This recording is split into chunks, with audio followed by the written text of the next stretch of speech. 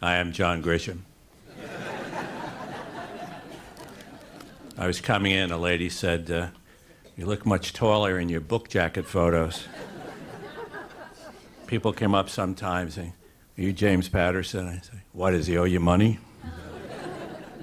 But I had a new one the other day at City Place. A woman said, you aren't James Patterson. I said, I'm not? Affectionate joke I have about Palm Beach is it's the city of used-to-bes.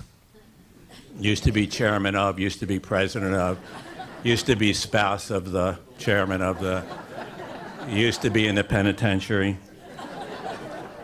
Well, I used to be chairman and CEO of J. Walter Thompson North America, not the whole thing. That was Bert, who was my mentor there, absolutely. Taught me everything I know, not everything he knew, but I've been clean for 15 years now.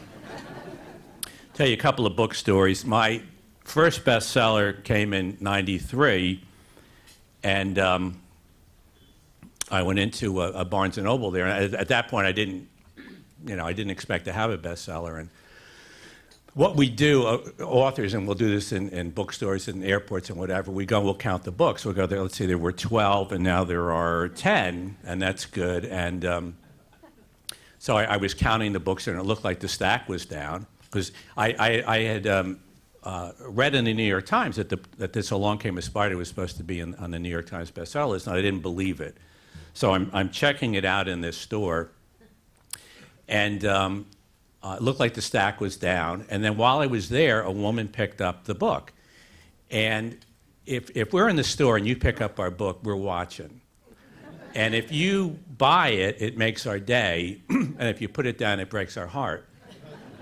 And this woman, she paged through it and whatever, and then she puts it under her arm, and she's walking down the aisle. And I'm like, this is the best thing ever.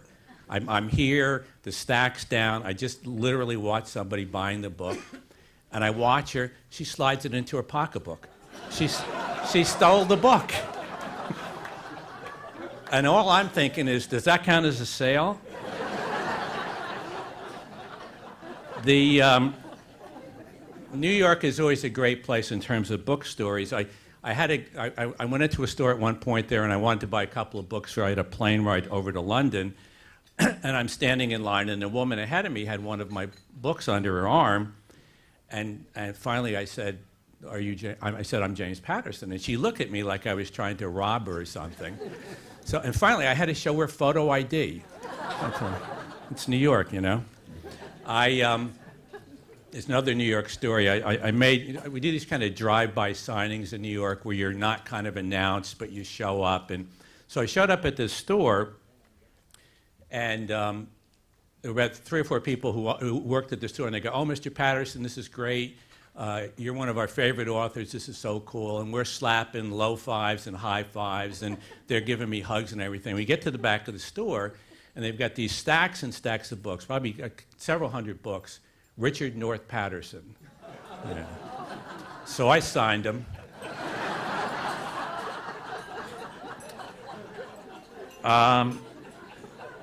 The best stories actually are probably the Hollywood stories.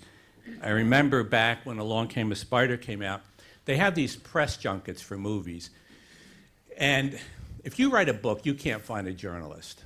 And it gets worse. Is there a journalist here today? Not a one. You know, but, oh, okay. Hey, how you doing? I love you. You're the best. Who do you write for? No. But if you do a movie, they have these press junkets, and it's insane. There will be, you're doing Son of Chucky 5 or something, and there will be this many journalists, and it will be reviewed in every paper in the country. It's totally crazy. So I went out to this press junket, and Paramount said, well, we better let Jim see the movie because, the press is going to ask him what he thinks of it. So I'm watching this movie from the book that I wrote, Along Came a Spider, and I watched the first scene. I go, oh, well, that wasn't in the book. And I watched the second scene, and in the second scene, Alice Cross, Morgan Freeman at that time, was building a ship in a bottle, and I'm thinking, it doesn't seem that cinematic to me, but what do I know? And a woman comes in the movie, and I don't know who the hell she is, and I wrote the book, and I'm going, well, that's not It's not his grandmother, and I don't know who she is, you know. So I see Morgan Freeman a little later in the press junket. I go, Morgan, who is the woman in the second scene of the movie? He said, oh, that's Alex Cross's sister. I said, oh, I didn't know Alex had a sister. One of the fun things for me, and I still get a kick of, you know, I'm kind of I like to meet the stars and whatever, and I have met a few. Will Smith was at the house the other day. He's great. He's great. He's very, very, very, very smart. He said as a kid, you know, he did this Fresh Prince of Beverly Hills or Bel Air, whatever it was.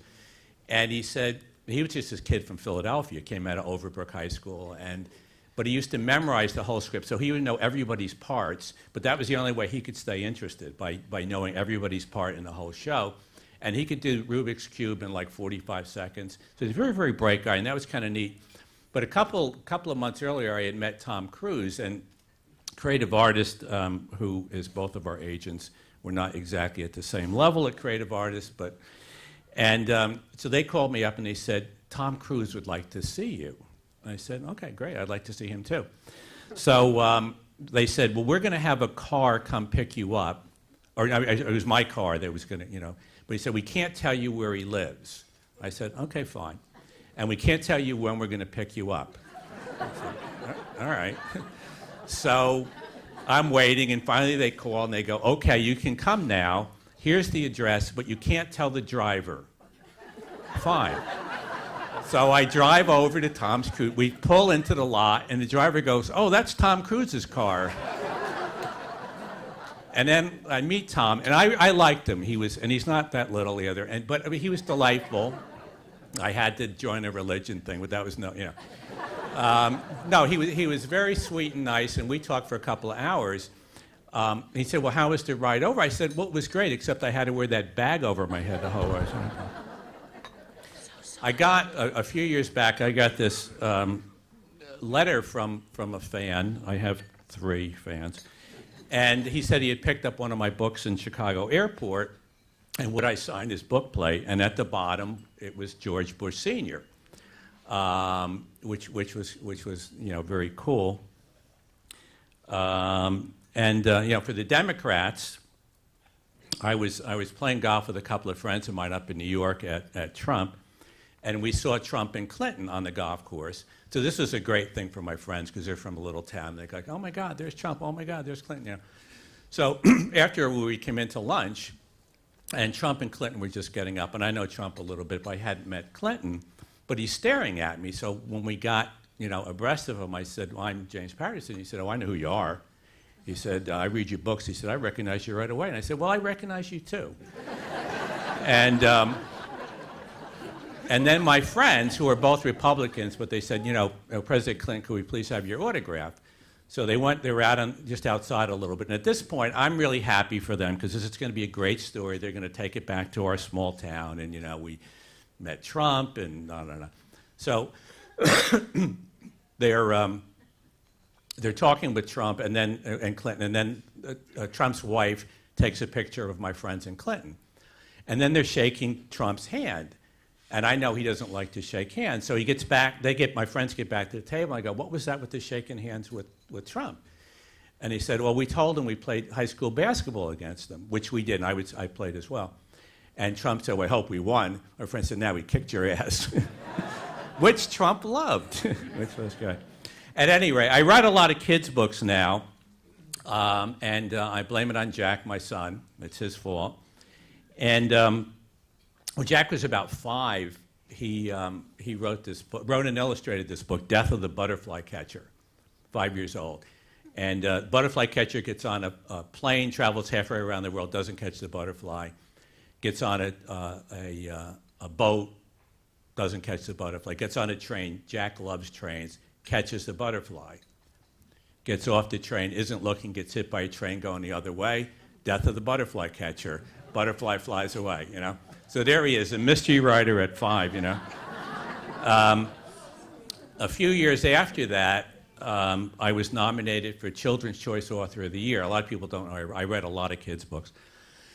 And Jack said, he said, don't get me wrong, Dad. He said, I really like your books, but Rick Riordan's going to win. He writes the Percy Jackson stuff. So I said, yeah, all right, fine.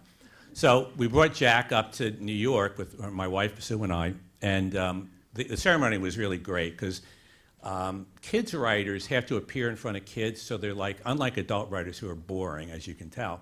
But kids writers are really funny because if you're going to perform in front of kids, I mean, you got to keep it going. So it was really a nice ceremony. And then they announced, the winner of the Children's Choice for, Author of the Year is James Patterson. So I got up and I told the story about how Jack said I wasn't going to win. But then I held up the trophy and I said, this is for you, Jack. And I knew that would be a memory he would always have. I knew he would always remember going up to New York with his mom and dad and winning the, and his dad saying this is. And it really was for him because that's what got me writing kids' books. Which kind of brings me to what I kind of want to touch on here today, which is the notion of following our passions. Because when we do, I think the results are really superior. And I went to the last meeting, which was my first, and I heard about a lot of the terrific things that the group is doing. And I had the first thought, I said, this is really terrific. And then I had the second thought, I said, boy, that's an awful lot of things that you guys are sticking your noses into, which can be great. It's not my thing. But I love this idea of even this group having a couple of passion projects because the results can be so great. Bob Wright has a passion now to do as much as he can in terms of dealing with autism and bringing that to people's attention and awareness, and that's a passion, and he gets results with it. And Michael Ainsley has a passion, many passions, but we can't talk about some of them. But one is the Posse Group, which is an extraordinary successful group, and it's a great idea that's executed beautifully. I obviously have a passion for writing books, and that's translated into very good results on certain levels, although some critics don't agree. And I also have a passion for education, in particular getting kids reading. And the reason I would like this group to relate to it a little bit is because that's something we can do. That is in the realm of the possibility. We can get kids reading. We must get kids reading. As individuals, we can't solve the healthcare crisis. We can't deal with the physical cliff. We can't deal with global warming, whatever you may think of that. We probably can't even solve the mess with the theater in Poinciana Plaza as individuals. We can't solve the Del Frisco, whatever. But as individuals, there are some constructive things we can do, and one of those is getting kids reading and getting results. And I think the interesting thing here is, in terms of some of our kids who are going to be okay, if they read, they will become better people, they will become better marriage partners, they will become better citizens. All sorts of good things will happen if they've been exposed to more ideas, if their horizons have been broadened. But in terms of some kids in this county, for example, getting them to read is actually going to save lives, literally save lives. And that's the big thing, when I go around with the stuff I'm doing for reading, the notion of, 10 or 20 or 50,000 or 100,000, we're actually going to save lives. We're going to, because for a lot of these kids, if they don't learn how to read and they don't read well through middle school, they're going to have a lot of trouble in high school. They can't do science, they can't do history, they can't do English. They're going to drop out, can't get through high school, or if they get through high school somehow in some crazy way because people have lowered the standards, they're going to have trouble getting jobs. So I think it's a really important thing to think about. And it's kind of, in terms of the stuff that I do, which Bob mentioned a few of the things, Read Kiddo Read is a site, it's a free site, it's for teachers and librarians and parents and kids, and we have about 80,000 visitors a month, which is a lot. And what it is at this point we've got about 600 books, and they're all books that are going to turn kids on. So I think that's a cool thing. The Page Turner Award is grants I give out to libraries and bookstores and schools. College book bucks is another program. Gave books to every school in Palm Beach County this year. Gave books to every school in LA and New York, too. Have a program. I don't know if this is going to work, but it's interesting. The heart's in the right place. We have 4 middle schools in Palm Beach now, and what I've done is we have teachers who stay from 3 to 5 every day, 5 days a week, and we've pumped this 700 to 1,000 books into these schools. The hope is, we'll see, that we get a little cadre of kids who are doing this. It starts to spread. The word gets out a little bit. The results are better in the classrooms. More kids are learning how to read. And if you can get that going, ultimately, it will have an effect in the neighborhood. If you have a school where these kids are coming out as better readers, eventually it will actually have an effect in the neighborhood. So that's a very, I think, cool thing. I don't know if it's going to work because there you really need the Board of Education to be helpful. There's a lot of things that have to happen there. Palm Beach Day Academy, once again, just in terms of efficient, or, and I worked this out with Becky, or, it's more her idea than my idea, but I think it's just an efficient, smart program where we have a program where I think it's 16 or 17 now, the teachers there are getting master's degrees.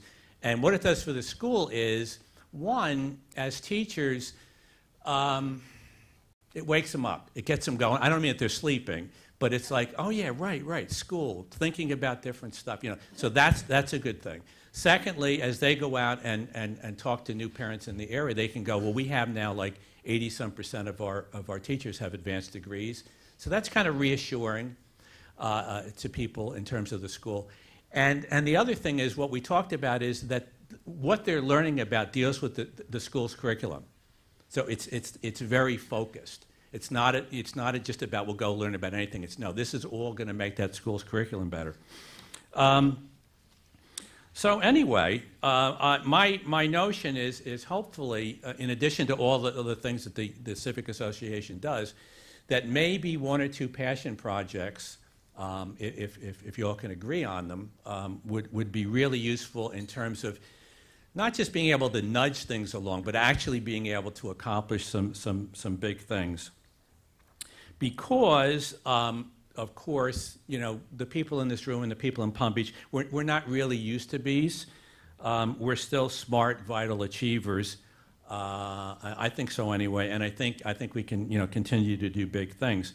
One last story, and then I'll answer any questions people have. What about the co-writers? I grew up in Newburgh, New York, small town up the Hudson River, currently the murder capital of New York State. I'm so proud. But when I was a kid there, my grandfather delivered frozen food and ice cream, and he would get up at like 4 o'clock in the morning and pack up his truck. And it was a great treat for me in the summer that I would go with him one day a week. And that's not the most glamorous thing in the world to be doing that 6 days a week, getting up that early. But we would pack up and we'd be on the Storm King, going over the Storm King Mountain in the direction of West Point by like 4:30 in the morning. And he'd always be singing. He'd be singing all these, Put Another Nickel in the Nickelodeon and Oh Susanna and all those crazy songs. And he said to me, he said, Jim, I don't care what you do when you grow up. I don't care if you become a doctor or a president or if you wind up driving a truck like I do. But just remember, you got to be singing when you go over the mountain to work. And I do. I hope all of you do as well. Thank you very much.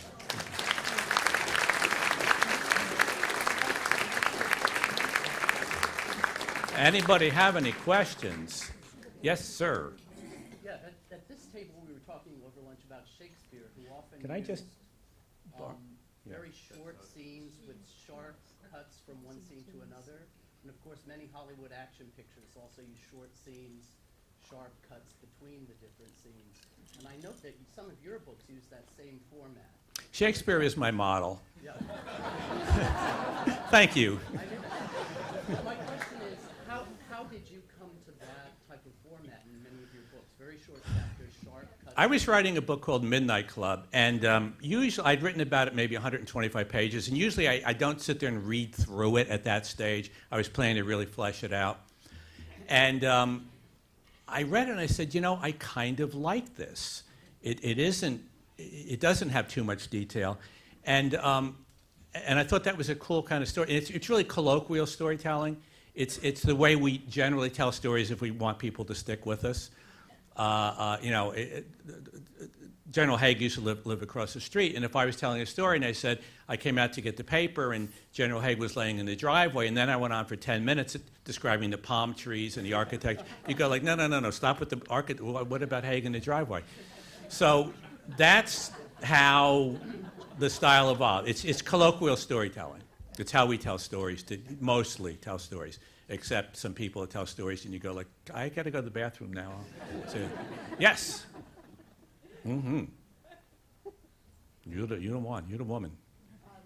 How can people in this room help with your program dealing with reading in the public schools? Well, yeah, how can people help in the room in terms of the thing with the Palm Beach schools? I want to see how that works.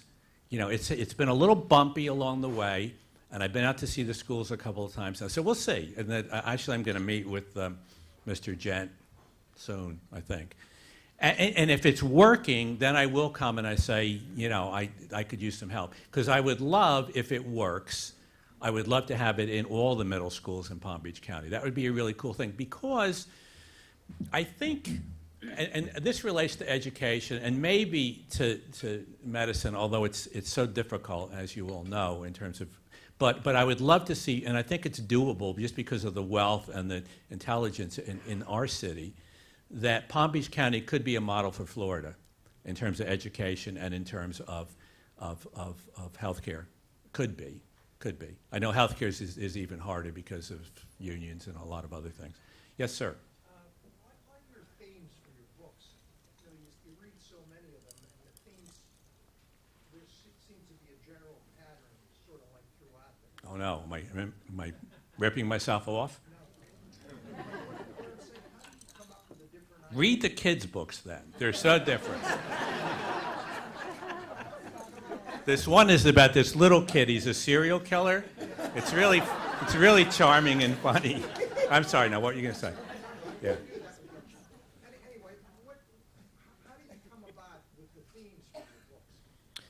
Well, the more humans, Alex Cross is a very nice family man. I sort of write that. My wife sort of does the gory stuff. I don't know. I mean, I have a folder that's about this thick with ideas, and when it comes time to do a new book, I'll kind of bring that out and start going through and get down to maybe 2 or 3 areas that I might find interesting, and then I go from there. Yeah. This thing of people at certain ages reading and not reading. A fellow at one time wrote down 1959, and he said people that were born after 1959 don't read books. People before do. Is that true, or how do you get around that? I've never seen that. I don't know. I haven't seen that. I mean, obviously, the big thing that's going on right now are e-books. E-books are great. That's not the issue. The issue is disappearing bookstores and places that you can get books out in the world and get recommendations and ultimately weaken publishers, because if you don't have strong I'm going to do an ad soon, and it's very powerful, and the headline is, Who's Going to Save Our Books? And what it does is it lays out about 50 or 60 great American books, and it asks that question. The government is protecting banks. The government is protecting a lot of things. Who's going to protect? Who's going to find these authors? Who's going to find these books? Where are they going to come from? We're going to have no American literature? We might. Yeah. And if they keep publishing stuff by me, they will definitely happen real fast. Yeah. When you have a co-author, Yeah. You want to be my co-author? You ready? Let's do it. Come on, you're too slow. We alternate words. Yeah. What do I do? together, or does each of you write? Okay, the way it works is, I don't get no respect. The way it works is I will write a very long outline, 50, 60 pages, chapter by chapter by chapter. If you read the outlines, you go, this is a pretty cool story. You'll get the story, you'll get the whole sense of it. Then, usually, I'll have somebody, and they will do the first draft. I see work every 2 weeks. Publishers do it differently. They'll go write the book, come in, after 2 years working, they go, I don't like it. I do every 2 weeks, and then I'll just go, we're on track or we're not. We got off track here somewhere. Better to hear that after 2 weeks than after 2 years. They do the first draft. I do subsequent drafts. So that's when the books get screwed up, because I do them in my style. Yes, ma'am. Will I be signing books? Yeah, sure. Absolutely. Yeah, one more, okay. Who is your favorite author? Gee, I don't know. Tolstoy, Dostoevsky, James Joyce. I'm huge. Gabriel Garcia Marquez, I really like a lot. And then there are a lot of mystery writers I like. George Pelecanos, Michael Connelly. Yeah. Jim, Bob mentioned your scholarship program at Vanderbilt, Wisconsin, 8 or 10 other schools. Yeah. That's a little-known program of yours. And I know you meet with those scholars or those Yeah.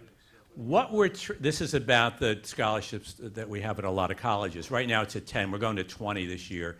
And it varies in the school from maybe 10 scholarships to 20, depending on the school and how the cooperation is.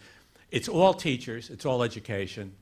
And like at Vanderbilt right now, we're just putting in a program, which I just agreed to, where basically we're bringing kids into the university every Saturday, and then and it's going to extend into the summer, where they'll come in. You'll get the kids in. So trying once again to have the university affect the city that it's in, and that's one of the ways that I'll pick the colleges. Good education department. So Michigan State, which my wife hates because she's a Badger, but we have a program there because they do a terrific job sending teachers into Detroit and East Lansing and Flint and whatever. So the idea there is teachers, get them out of the school, get them to start using the things that they're learning in school and thinking about there's a real world out there. I think that's the big issue with or not the big issue. That's something colleges need to, they get into this thing taught by a lot of people who haven't been out in the world that much a lot of times, and how do we, that's good, but this is also good. How do we combine that ivory tower and ivory tower that sort of reaches out farther? Yeah. I wish I had all that hair, man. That's so cool. Half of it. Why don't we share? You have half of that, and I have half of that. That'd be so cool. And Michael Ainsley wants some, too. Yeah. And Wright wants some, too. I'm sorry, what was that? I know someone that has written a book. Yeah. And there's a publisher that wants the book. However, they've been advised to self-publish rather than going to publish.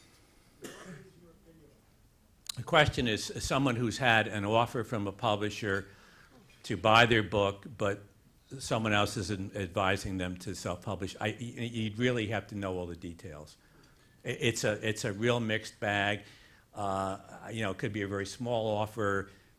Self-publishing, I don't know. I mean, Amazon is another place they literally buy books now. That makes some sense for some people. I'd have to hear the specifics. Yeah. Do you think the educational system allows children to pursue their passion? Do they do a good job at that? Do they even think about it? Or is this something... Well, they certainly do at the Palm Beach Day Academy. It's a mixed bag. It's a mixed bag. And I think, obviously there's a lot of interference now from state governments and whatever, and that's, on the one hand, you want there to be standards. On the other hand, I'm honestly, in terms of middle school and even high school to some extent, I'm more interested in most of the kids coming out of there and being competent readers than that they've memorized some characters from Great Expectations. I think that's a problem, that they're being forced to, or forced to learn the amount of grammar that you would need to teach English versus, write a competent letter or speak as eloquently as I do. Do you think that the pursuit of passion is something that really gets enough attention? No. Nor is the whole notion of imagination and the power of that in the world, because, not all corporations, but most corporations need to be a combination of imagination and analyzing, making money. But imagination makes money. A couple more, and then we're, hi. Can I ask you a personal question? Sure. I'm from Nova Scotia, and I've read a lot of your books back home, and I've had a lot of pleasure over the years. Thank you so much. Thank you, sis.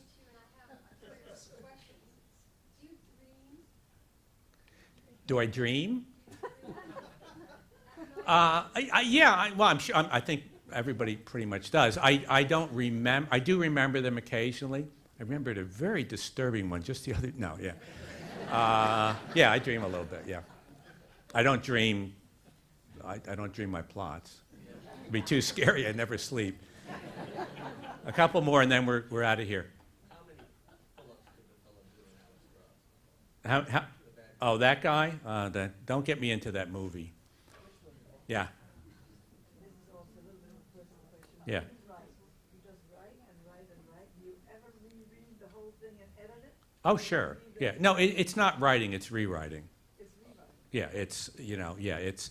I mean, I'm just doing a screenplay right now, and I've done 15 drafts, but I do my drafts very quickly. I'll do a draft in a week.